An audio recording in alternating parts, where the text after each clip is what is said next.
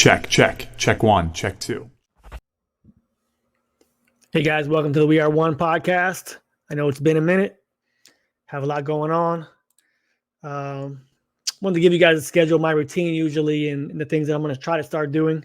Actually, I'm going to start doing them. I'm going to speak it into existence, speaking my truth.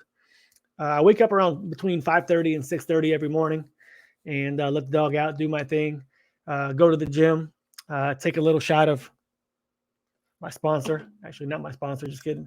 Viva Zen. Puts me into a very enlightened mood where I want to just write, create, and embrace the reason that I'm up so early.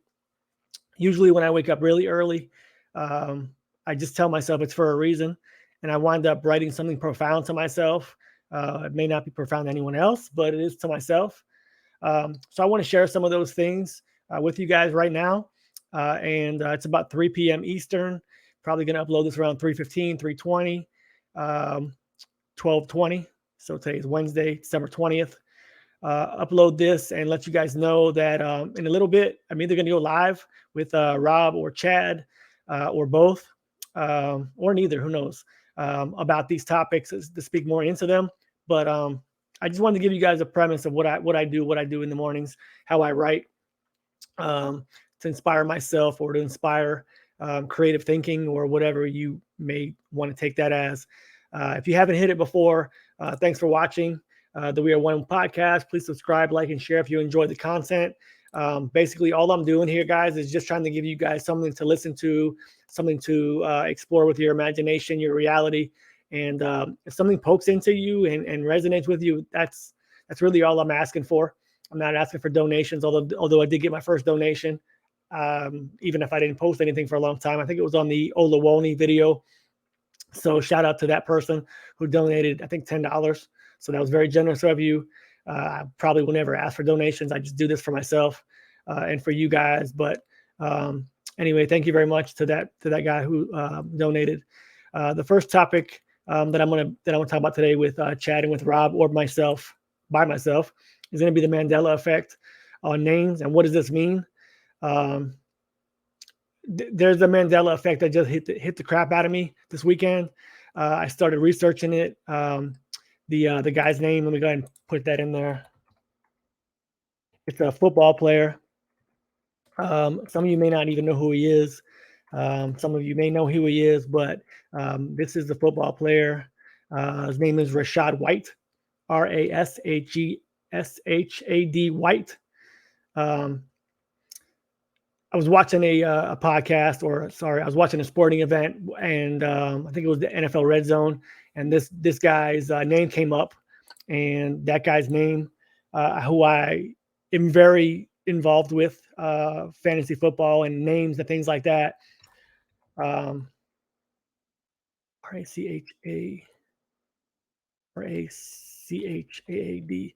Okay, so this guy's name just changed in front of me, basically. His new name is Rashad White. I've never seen anyone with this name in my entire life. Anyway, we're going to get into some of the proofs that I have, and I do have some proofs. I have some Google proofs as well. But what does it mean when somebody's name changes? And I mean, what does that prove? This is not something that I am perceiving by myself, but also a lot of other people that I texted around, and I got some interesting reactions. I want to share those with you guys as well. But that's the first one that I have for you. So again, Mandela effects on names and what does it mean? The next one that I want to talk about a little bit, I'll share this right now. I might share it again later. But when I was in college, I'm 47 now. I went to college in 95. In 1995, I had a dream that I was abducted and went on a spaceship. I don't know if I thought it was, I don't really have much clarity. I remember it was a lucid dream when I was flying. I felt the wind coming over my face and whatever, and I was transported to this ship. I was with a being. I wasn't in a ship when I got to there, but I flew over the earth. It was a flat plane that I remember. Went on this ship, and I was sitting in this auditorium area on this ship.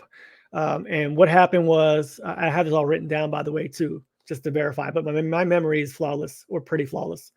I'm sitting on a spaceship, and I see this with a few other people it's like an auditorium kind of spaceship. I don't really believe in UFOs, so this is kind of odd. But so I'm sitting there in this auditorium kind of ship, and I see this being or this person. This I don't really know what they look like because I wasn't really looking. I had my head down. I was just thinking the whole time they're coming to get me. They're looking for me, and this being comes forward towards me, or human or whatever this thing was, and he sniffed me or she sniffed me. And when I asked, "What are you looking for?" The answer was, "We're looking for the smell of Rain X." And so I went about my business. I flew home. They actually flew me back in to my room. I don't know if this is real or not real or my imaginary or whatever, but I remember waking up and I wrote this stuff down in a journal and I said, they're looking for Rain X. And I started thinking, that makes absolutely no freaking sense. How did my crazy mind think of this? But it was so lucid and it was so real. And I still feel the wind on my neck and my face from that experience, that the second that I uttered those words, that makes no sense. I started to envision what the letter X means. And to me, it made perfect sense that if we're on this planet, the rain, the wind, the water, all that has a smell. And so if you think about it in context like that, the way I did after I had said that was they were looking for the smell of rain X, which is the smell of a certain type of water or moisture, or humidity, whatever it was. So anyway, this has been in my book for, I don't know, since I've been out of college. That was as a freshman, 94. So almost 30 years. And now you look at all the history of X, not only Twitter, but there's tons of X type examples that we can talk about, that I can look at, about all these X things. I don't want to go through them individually. I think that's a little premature of what I want to talk about right now, and keep this kind of short and sweet. But I will go on to the next one. I'm trying to scroll through a few examples of what I could talk about with my X. Okay, yeah, here we go. So this is a few of the things, the history of X and what it means now in this reality. There's obviously a lot of things that have to do with X. Anyway, we're going to skip over that. So the topic of that will be the X in our reality. The next thing that I've been looking at a lot was this theory came to me with Saturn and the radiation belt, and I've heard Saturn is like some kind of a brain, MK Ultra kind of thing that sends waves from the planet Saturn, and it's actually a record getting zapped in there. So when I hear about the Van Allen radiation belt, I think, is that potentially what's locked in our matrix, what we are perceiving? Is this like what's running the simulation? So I start looking at that stuff, and just overall, a lot goes through my mind. So a lot's going through my mind with, the radiation belt. Is that a matrix, kind of a lock-in? Then I start looking into this gentleman here. I don't even know where it came from, but it was, basically I looked into the Akashic records. Is that potentially where the records are stored? So if this is a matrix type of radiation belt, or just electromagnetic field of information, which we all are operating on, of course, frequency levels and things of that nature. Is it possible that this radiation belt, the Van Allen belt, is actually the Akashic records, and this is where the information is stored above us? So this gentleman in 2004, I believe, won the Nobel Prize for proving about the Akashic records. His name is Ervin Laszlo. He's a Hungarian. And so I'm watching some things about this guy, and, lo and behold, here comes Anthony Peake. And these guys actually wrote a book together. I'll find the name of the book in the conversation, but Anthony Peake and Ervin Laszlo are actually intermingled. So here's another synchronicity in my world about what that means. Groundhog's Day, quantum immortality. Is there an Akashic Records link?